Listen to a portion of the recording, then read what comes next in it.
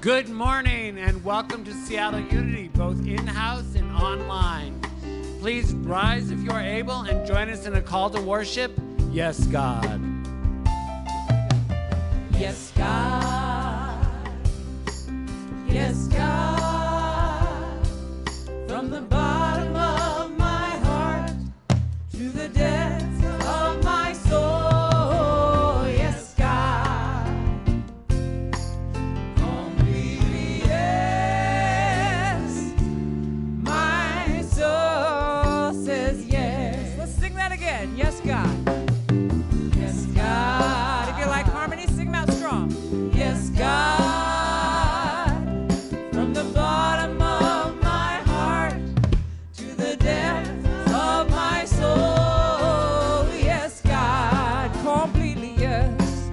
Completely yes. My soul says yes. Olivia, would you give us a verse?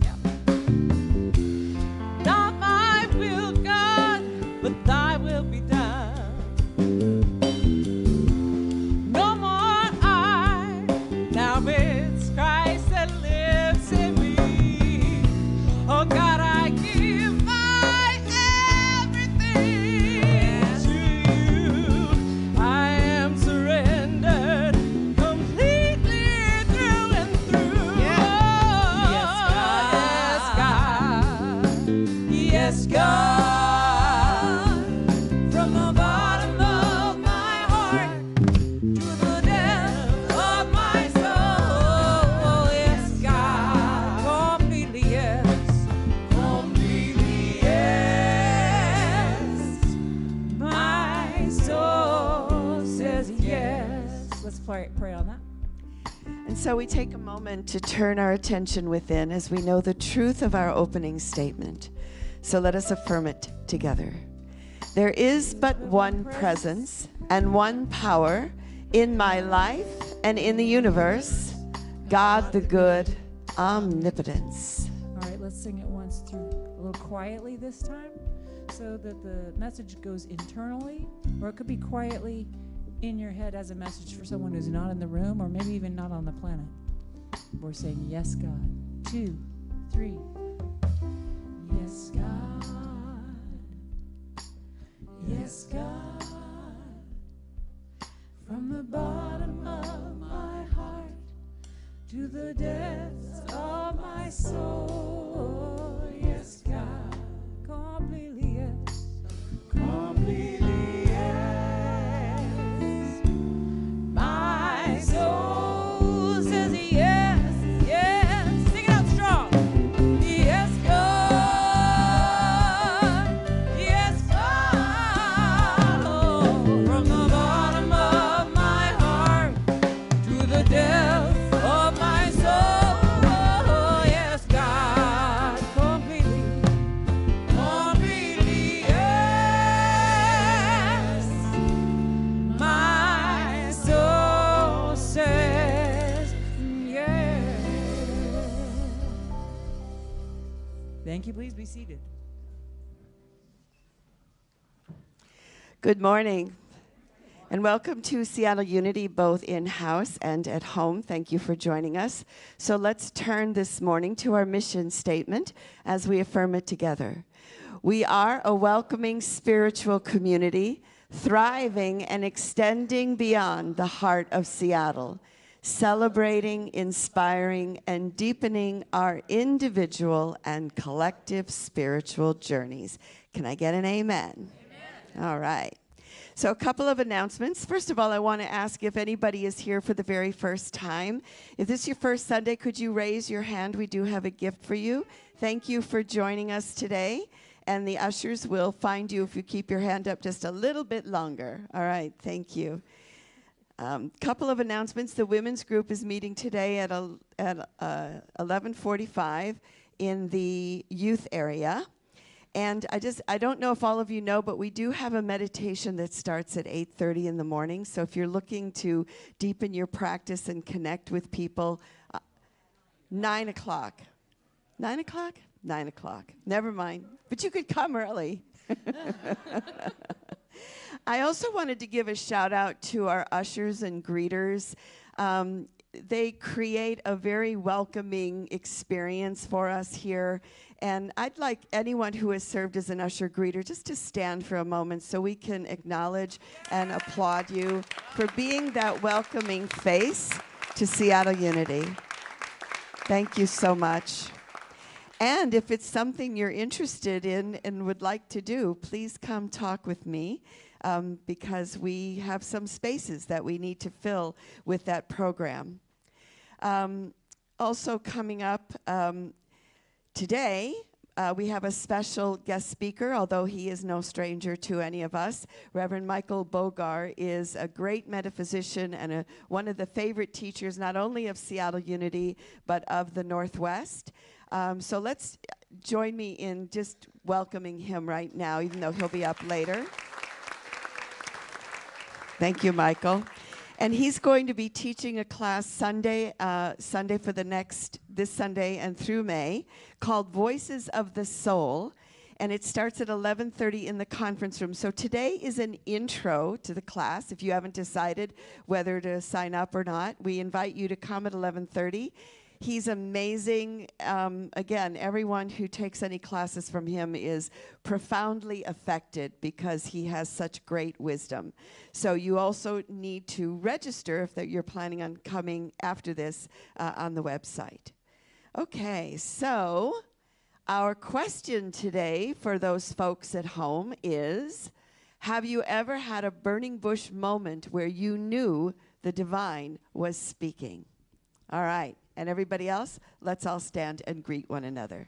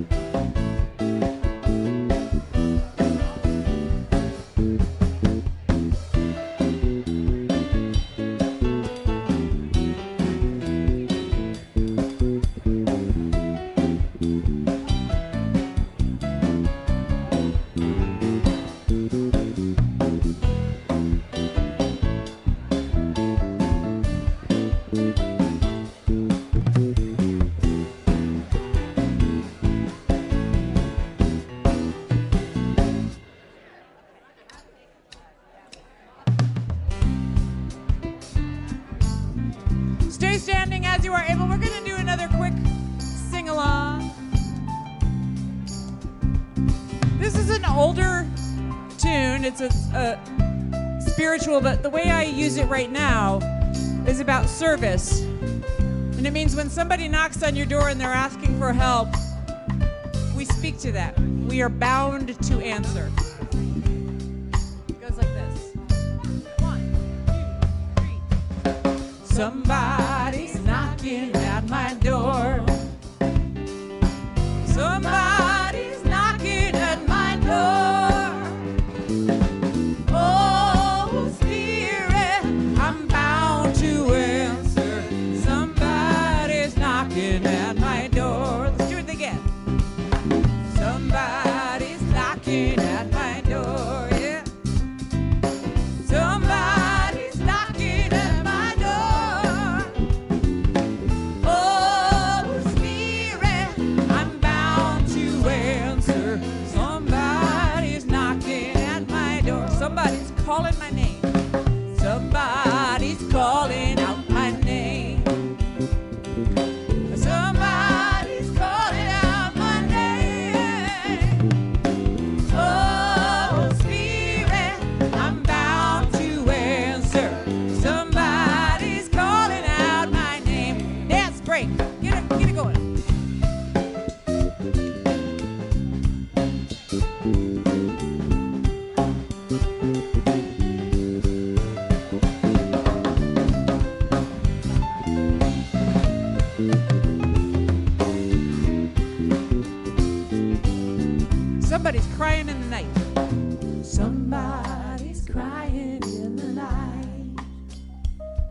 Somebody's crying in the night. Oh, Spirit, I'm bound to answer. Somebody's crying in the night. Somebody's knocking, knocking. Somebody's knocking at my door. Somebody's knocking at my door. Oh, Spirit, I'm bound to answer. Somebody's knocking at my door. Beautiful. Please be seated.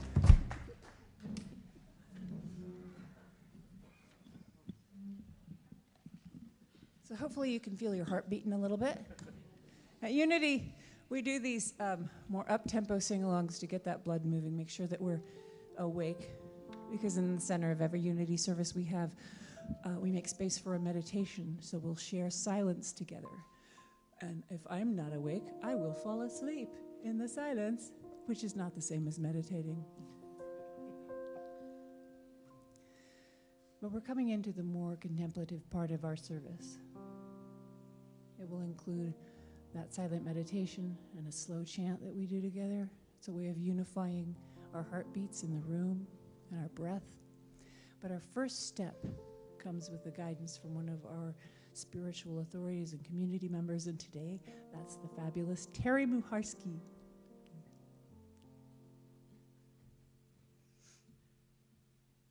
Good morning, everyone. The Guest House by Rumi, adapted by Coleman Barks. This being human is a guest house.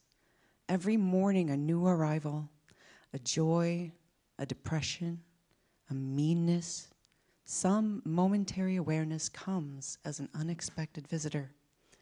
Welcome and entertain them all. Even if they're a crowd of sorrows who violently sweep your house empty of its furniture, still, treat each guest honorably. He may be clearing you out for some new delight. The dark thoughts, the shame, the malice. Meet them at the door, laughing, and invite them in. Be grateful for whoever comes, because each has been sent as a guide from beyond.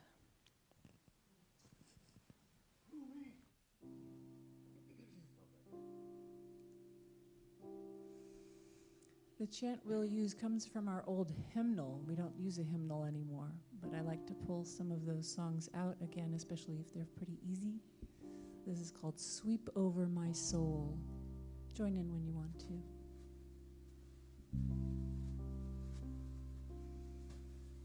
Sweep over my soul. Sweep over my soul. Come, gracious Spirit. Come, gracious Spirit. Sweep over my soul. If you like to harmonize, go ahead. Sweep over my soul. Sweep over my soul. Come, gracious Spirit. Sweep over my soul. Sweep out hate and fear. Sweep out hate and fear. Sweep out hate and fear. Come, gracious Spirit. Sweep out hate and fear. Sweep in love and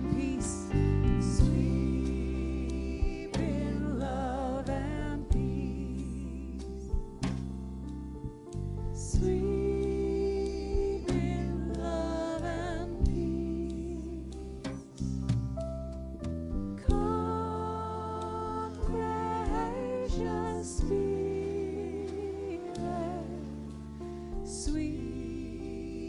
in love and peace. Sweep over my soul. Sweep over my soul. Sweep over my soul.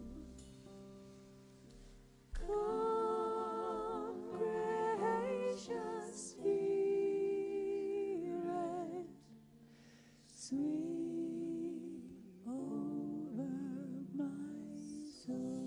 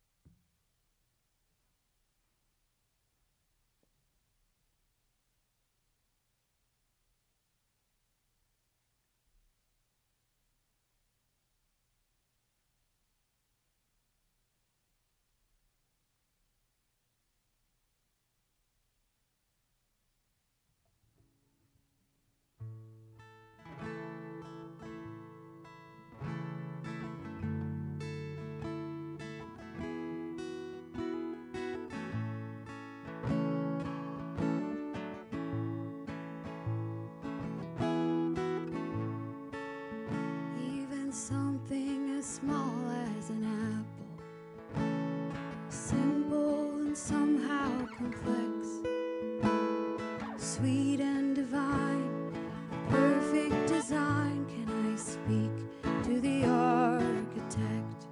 There's a canyon that cuts through the desert. Did it get there because of a flood?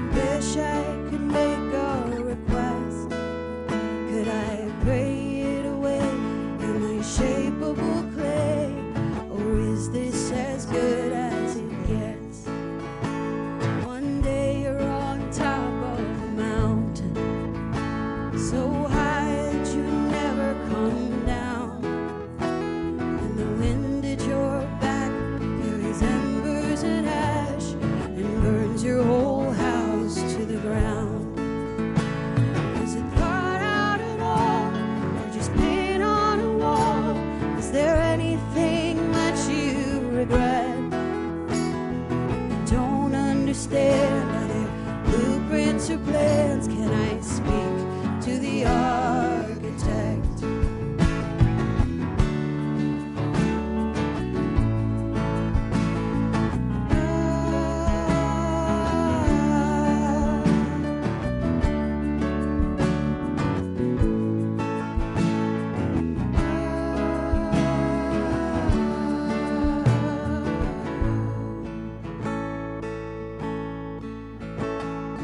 I thought that I was too broken, maybe just too hard to love. I was in a weird place and I saw the right face, and the planets and stars lined up. Is it just happenstance? Does it happen by chance? Is there any say we have in this mess? Is it too late to make some more space? Can I speak to the architect? This life that we made, is it random or fate? Can I speak to the architect?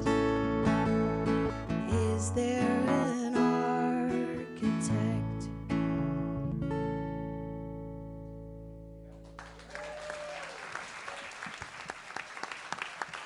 Stephanie Ann Johnson.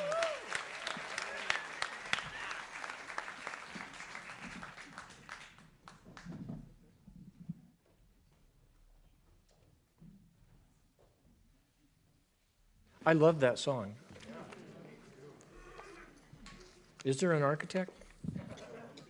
You ever wonder that? Honestly, I do. Some days I know there's an architect. Other days I suspect maybe there isn't. And that's part of what we're going to be talking about this morning. In the back room, as we were getting ready to come out here, I asked Reverend Karen if she ever got nervous before, or if she still gets nervous before she does a talk. And she smiled and said yes. And I said, good, because me too. In fact, I had an instructor in school who said if you ever stop getting nervous before you speak, don't speak, because you're probably going to put people to sleep. I may do that anyway. What we're going to talk about this morning is the voices in our heads. This talk, and I'm not exaggerating here, is probably the most profound topic I have come across in my life. It accords with the years of experience that I have lived and gone through, everything from childhood, adolescence, adulthood, and all the shit that happens in adulthood. You understand? I mean, if you're past the age of 30, and probably younger, you know there's a lot of crap that happens in this life, and that we go to bed at night and we put our heads on the pillows and those voices start. Anybody understand? You know that experience? That's what this talk is about this morning. And the poem that you so beautifully read is going to be the center of it. In fact, that poem by Rumi is going to be the center of this talk, and it's going to be the center of the class for the next 4 weeks downstairs. What I'm going to do this morning is take you on a bird's eye view of the topic. And then for the next 4 weeks, we're going to go down into the territory after the bird lands and look at it in some detail. So if you find yourself this morning going, this is kind of intriguing, but there was so much there that I can't even begin to grasp it, that's understandable. I haven't begun to grasp this topic, and it has been a part of my experience and research for decades at this point. So the topic is this in a nutshell: what is consciousness? Now, there are so many answers to that question that don't mistake me for giving you the answer. I'm going to pick one description of consciousness, and it is this: consciousness is, in one of its faces, the spontaneous inner life of each individual. We all have external lives, and we'll talk about the consciousness that is there through the sensory experience. But there is something, once the senses perceive, or the imagination perceives, that there is another level of consciousness that takes over, that is the felt experience of each individual. And that is what is so disturbing and elating at times, but impossible to communicate. We can take a universal like grief and all understand it from a brain perspective. We know now through neural experiments that the cells create from the moment of hearing something, as I did the death of my son in 2008, and that auditory experience activates the cells that synaptically go through the wires up the spine into the brain and into those parts of the brain that we can label, this is where grief takes place, in the thalamus and different places of the brain. We all know that. There's no question about it. But there's another aspect of consciousness that goes beyond those neurons and gives us each an individual felt experience that no one else in this room can have. It's your experience.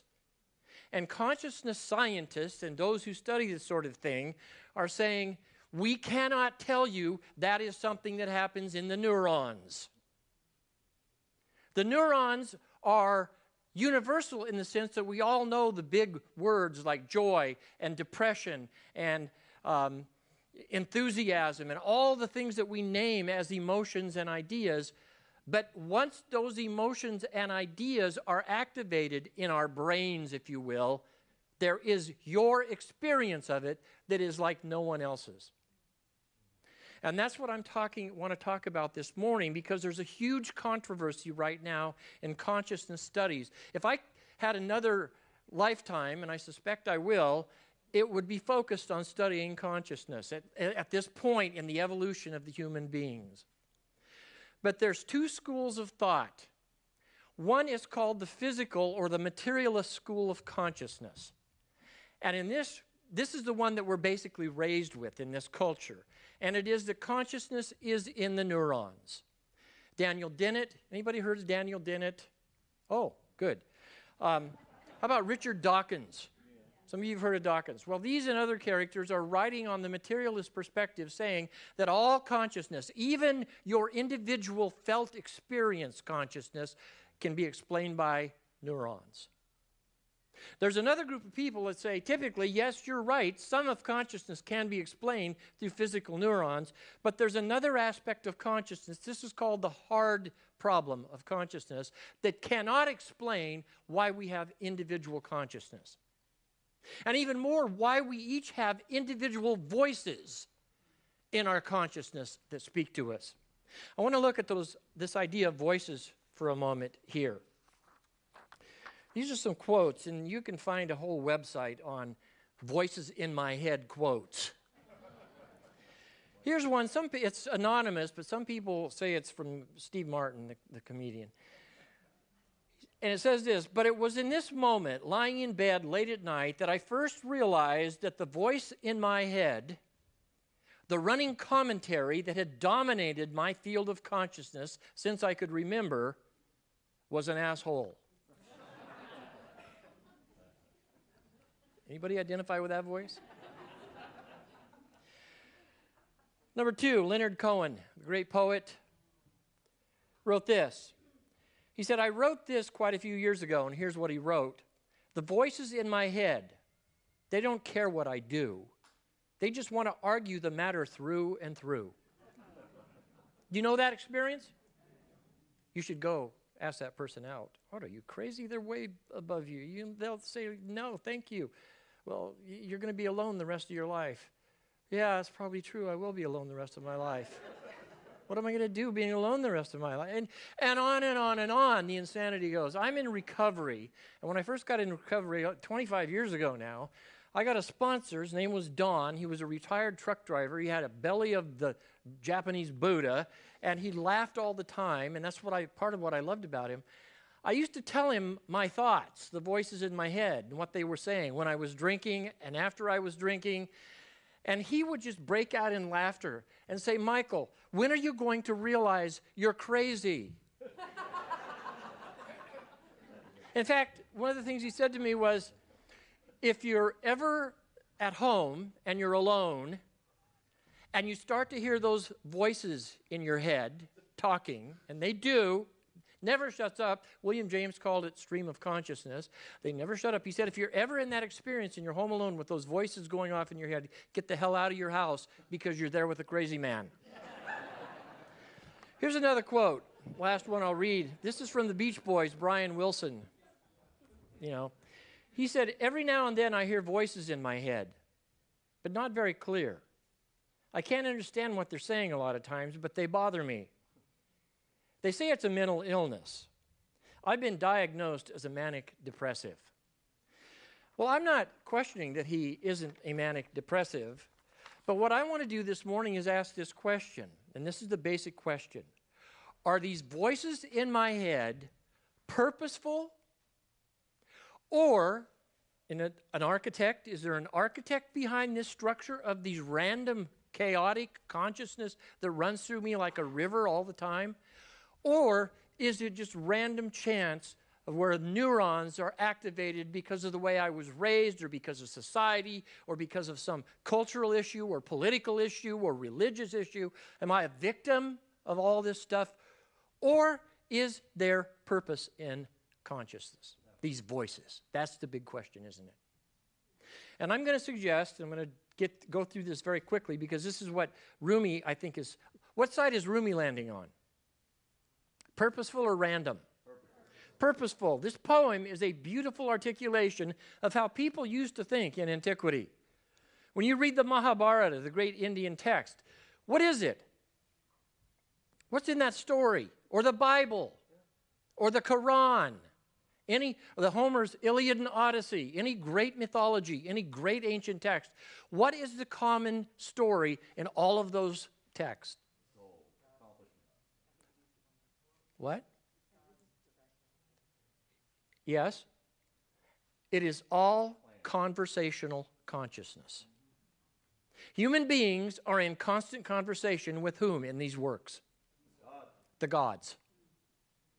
Now, they called them gods because they felt that they were not human, but there was something empirically going through their minds, just as there are our minds, and they were real. It wasn't me because I could tell me when it's in that conversation. You understand what I'm saying? There is an ego consciousness, no question, a field of ego, let's call it. It's the guest house that Rumi talks about. But that guest house has visitors, and they come popping in. And they say crazy shit. And they tell us things that sometimes they're true, sometimes they're not. Sometimes we feel like do you ever feel like you're losing your mind? Or worry yourself into a place of suicidal thinking?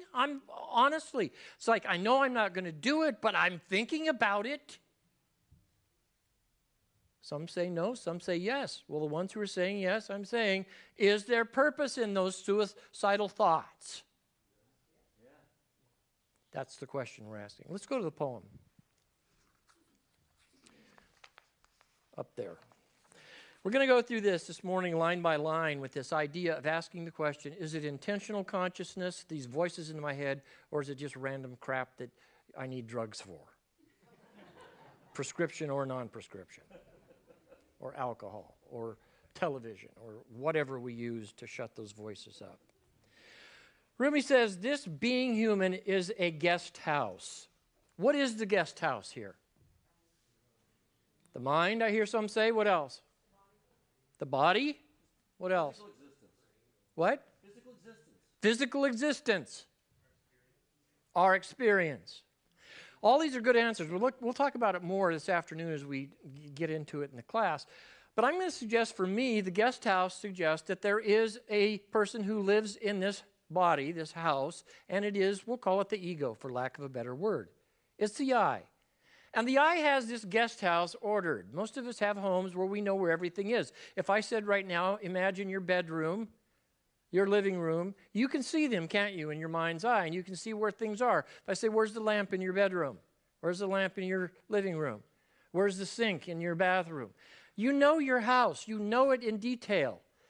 The ego is the same way with consciousness. We all have an ego that has ordered our consciousness. We basically wear the same clothes every day because that's the furniture in our guest house, our ego.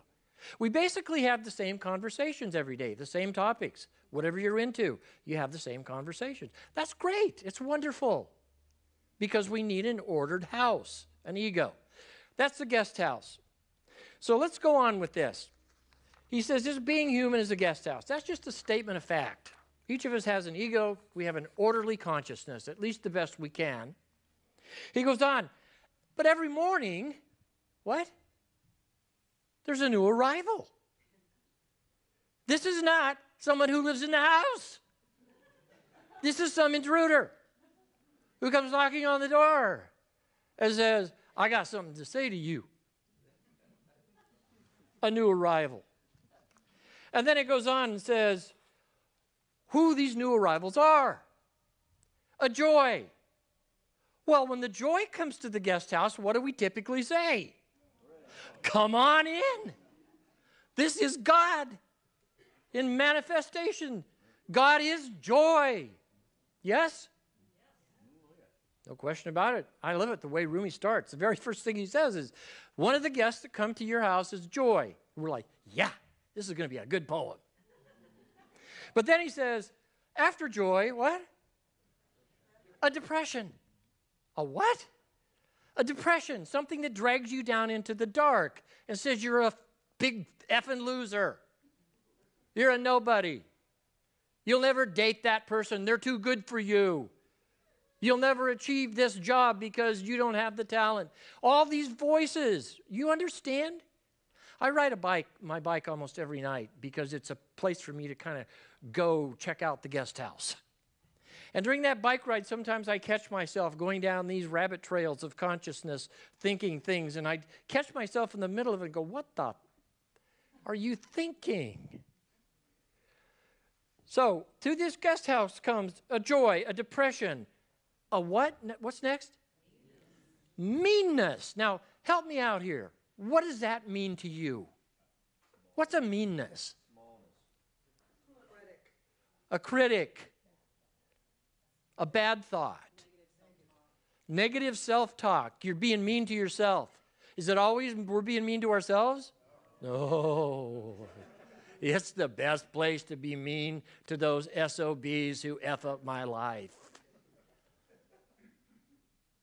Most of us have one or two of those, whether it's at the national level or the personal level. So the meanness is also a guest that comes knocking on the door of my arranged furniture in my little ego apartment house, guest house. Some momentary awareness, this is consciousness. Suddenly joy and depression and meanness come into my consciousness. And typically the joys, I say, come on in, I got dinner for you. But the depression and the meanness in this culture, generally, what do we do when they come knocking on the door? Get out of here. I got to take my Prozac. Get rid of you. I'm not making fun of Prozac here because sometimes we need to be rid of these things. That's another talk. But a new awareness, a momentary awareness comes. A what? What's it called? An unexpected visitor. Now, this suggests to me that consciousness is not something that just happens in the neurons. It is something that is maybe transmitted to us. That is actually coming from an atmosphere, if you will.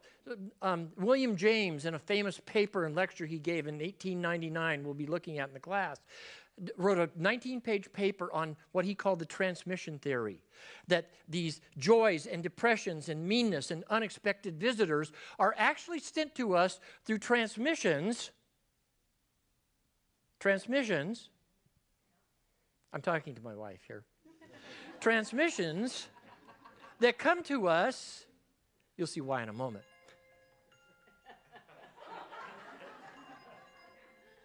Wait a minute. I have to take this one. Satan. Hello? What? No. You're kidding. I didn't do that. Well, maybe a little bit of it. Okay. I'll call you later. I'm busy now. All right, bye. That's transmission. The transmission theory of consciousness, William James said, is like a radio or a television signal. It comes to us from the atmosphere. Now, do you know what the word atmosphere, where it comes from? Think of Hinduism. What is the name of one of the names of consciousness in Hinduism? Atman. The Atman, consciousness, the higher self, the infinite Brahman. There are many names for it in Hinduism. In an Atman sphere, you have the transmissions of what? What does Atman sphere transmit? Everything. Every dandelion spore, every molecule, every quantum particle, every galaxy, entire universes, everything is transmitted into existence. And the transmission theory suggests that there is something that comes from Atman sphere in every single entry into our consciousness, including the depressions, including the meanness, including what later he'll call a crowd of sorrows, all the stuff that we don't want that come into our anxiety consciousness are sent from consciousness itself. How do you like that? What's the next question? Why? Why? Why? Now that's the question. And Rumi is answering that question here, and he will answer that question. Why? Every morning a new arrival, a joy, a depression, a meanness, some unexpected visitor. He goes on. Welcome and entertain them all. Again, the joy, yeah. Depression? Entertain depression? Invite it in? According to this view that we're going to be looking at here, yes, because in this view, I'm not saying it's true, I suspect it is, every emotion, every thought, every judgment, positive or negative, every perception that we have about whatever reality we're looking at the moment is being karmically transmitted, specifically tailor-made to your individual consciousness. Think about that for a moment. What does that do to depression and other negative emotions? What does it make them? Useful and purposeful. In other words, there is nothing that, in this view, there's nothing that enters my consciousness, no matter how troubling. In fact, the Gospel of Thomas, saying 2, says, as you seek, you shall be troubled, and then you will overcome all. The trouble from these suffering aspects of consciousness are karmically sent to each of us individually, tailor-made for us to enter into dialogue with. And that's going to be the focus of this class. Carl Jung called it active imagination and discovered it quite by accident. At a young age, he discovered, and young I mean in his late 20s, early 30s, he was introduced to Sigmund Freud. Sigmund Freud was an international success. He was a phenomenon with his new psychology. And Freud had designated Carl Jung to be his heir to the whole system. And Jung was on his way up the ladder. Many of us know that feeling of being in a place where we're starting to finally be recognized and get somewhere. Well, what happened over time is that as Freud and Jung interacted, Jung found himself questioning almost everything he was hearing from Jung. But he was afraid to bring it up. Why? He might lose his position. So finally, he told Freud what he thought, and it had nothing to do with Freud's system. He said, I think your system is wrong here and here and here and here. What do you suppose Freud's response was? He was a very confident man. F off. You're out, Jung. You're out.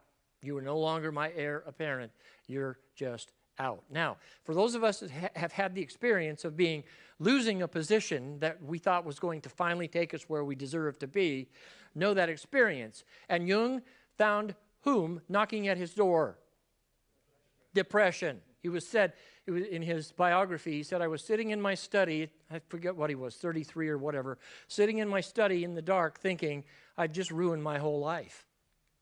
I worked myself out of a job. I was going to be an international star in the School of Psychology. And he says, as I was there trying to banish all of this troubled thinking out of my mind, it suddenly dawned on me that maybe there was a purpose in this depression. That maybe this depression had something to do with what I was going to become.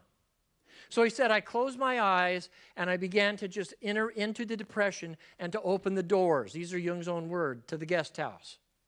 And I invited depression in and I asked 2 questions. Who are you? And what do you want me to know? And those are the 2 questions we're going to be looking at for the next 4 weeks, especially in relationship to our negative consciousness. Who are you? What do you want me to know? And then you enter into conversational or dialogue consciousness. Because there is a wisdom that comes through it. Sometimes it may take a lifetime, or I'm thinking sometimes several lifetimes, to get all of the wisdom, but it is the purpose of consciousness. Jung went down into this deep, dark place, and he met someone named Philemon. And for the rest of his life, he talked with Philemon in his meditations, and he developed active imagination. How many of you have heard of active imagination? What Rumi is suggesting here is active imagination. The ego actively engages in dialogue with what is going on as they come into the house of consciousness. I'm looking for a clock here and I can't see it. All right, I'll wrap it up. If you want to go into this in more detail, come to the class. Welcome and entertain them all, even if they are a crowd, a mob with torches and pitchforks, and they're in your head, and they're trying to destroy your life by the anxiety and the panic and the fear and all of that comes to each of us. We don't usually wear it at church, but sometimes when we get into the parking lot and we start driving home, and we start to think, now what? The crowd shows up. The crowd of sorrow shows up. It's not unusual. Well, what the hell for? Not for, what do they do when the crowd shows up? Who violently sweep your house empty of its furniture.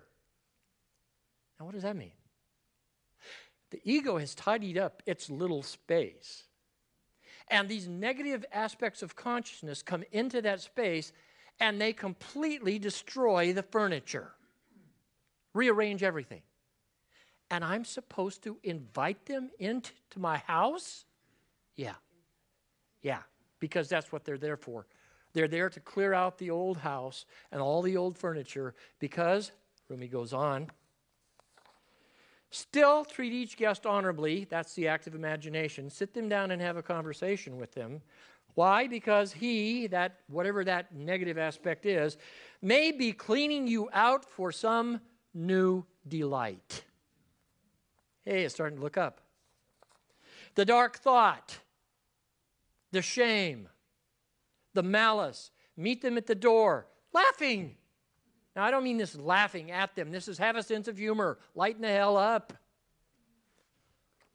and invite them in. Be grateful. I have to confess, and I will in the class, I'm not grateful most of the time. Be grateful for whoever comes because each has been sent as a guide. From where? From beyond. In other words, there is something purposeful going on in every single aspect of my consciousness, dark, light, in between. And that's what we're going to be focusing on in this class and giving you the chance to speak up and to interrogate one another and see how this works. Let's do a quick little closing meditation. I ask you to take a breath because I suspect that the inner dialogue is going like crazy in some of your minds right now. Is this true? Could it be true? I don't think so. Maybe, yes, I know so. Architect. Not a divine human sitting on a throne throwing shit at us, but architect of consciousness, constructing every molecule in every galaxy. As Henry Bergson, the great philosopher, said, this universe is a machine for making gods. This universe is a machine for making gods. Each of us is in a state of consciousness that is making us divine souls. And so it is. Amen. Blessings. Thank you.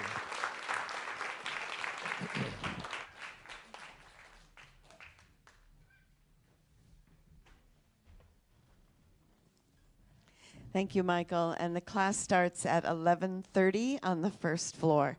So will our ushers come forward so we can move into our time of giving and receiving?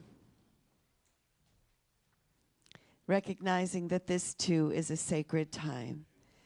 So I invite you to take your gift in your hands if you're giving physically, and if you're giving electronically, to hold your gift in your mind and in your heart as we affirm and bless our gift with this statement. I give willingly, joyfully, and lovingly, knowing that God is the constant source of my supply. I give with graciousness and receive with gratitude.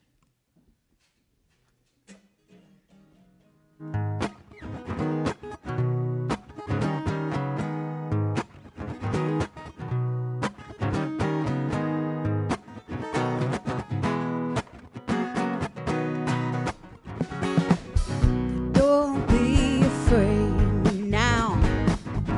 Don't you worry none. You are a star, yeah. You are the one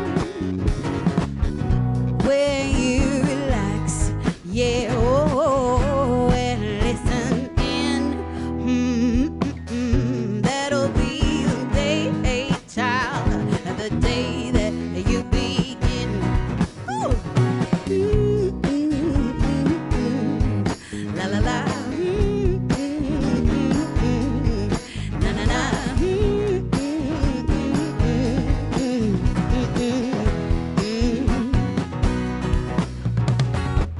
It could be the way you act, that you think or look or smile. The way you talk your fashion's into your style, yeah. Oh, it could be the food you eat or the stage you're living in. Yeah, you got to listen and learn to love yourself. Oh, the day that you begin. La la la la. Na na na na.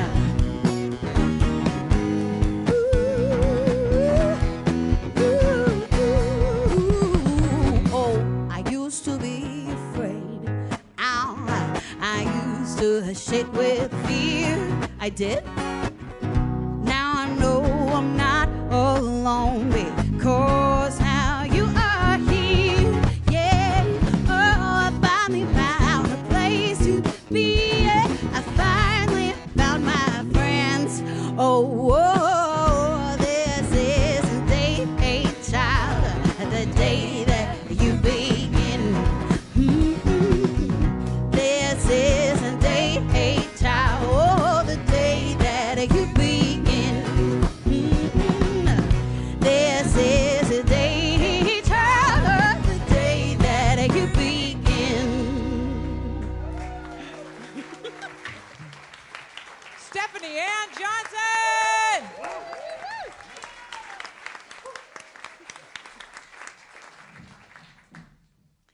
So will our our chaplains who are on duty today, will our chaplains please come forward and hold consciousness with me?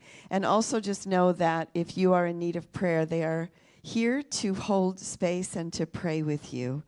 So let's put a final blessing on our offering, and then we will do our other prayers. So we dedicate and consecrate these gifts to the will, the work, and the way of the living Spirit of truth. And we are so grateful for the generosity of each giver, and may it return to you 1,000-fold. So the question that the chat for the people at home, the question was, have you ever had a burning bush experience? Charlie said, a whispering wind, a quiet piece of news or instruction. Faith said a profound experience the night before losing a baby in childbirth. Mary Kemp, hearing the voices of friends. Margaret, a sense of being deeply alerted through her voice being rather than an inside voice. And then Debbie said coming through nature, that's a burning bush experience. We also want to do a shout out to Kay, who's in Federal Way, Elise in Edmonds, MJ in Greenwood, Margaret in Corvallis, Marcia in West Seattle, Faith in Seward Park, Debbie in Olympia, Diane at Northgate, Susan in North Ballard, and Susan, John, and Toby on Vashon, Diana in Kenmore, Charlie, hello Charlie, in Shoreline, Deborah in Milton, Feminam in Shasta, Tracy in Edmonds, Heather in Tucson, Lori in West Seattle, Jana in Edmonds, and Diane's in Phoenix.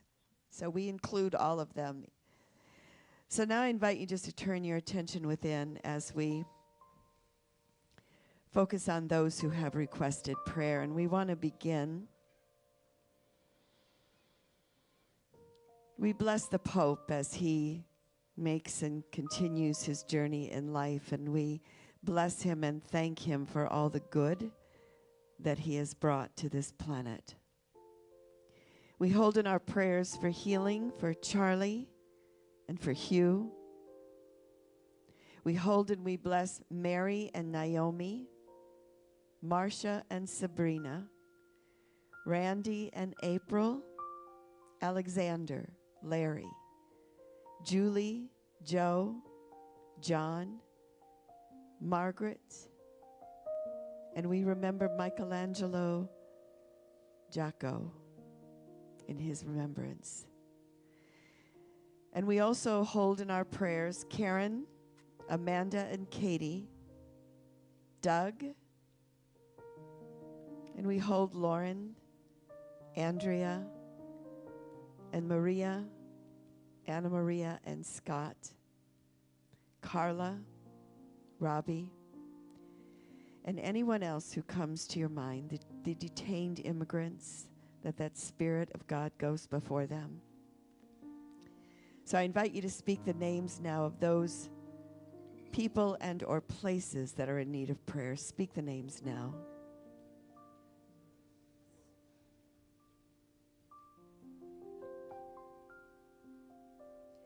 And so we join together in our prayer for protection together. The light of God surrounds us. The love of God enfolds us. I am love. The power of God protects us. I am power. The presence of God watches over us. I am presence.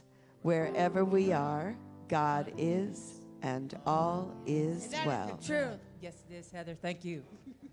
Let's sing a closing song together. I invite you to stand. If you'd like to hold hands, go for it. If you're not into that, you're allowed to say, oh, thanks. No, not today.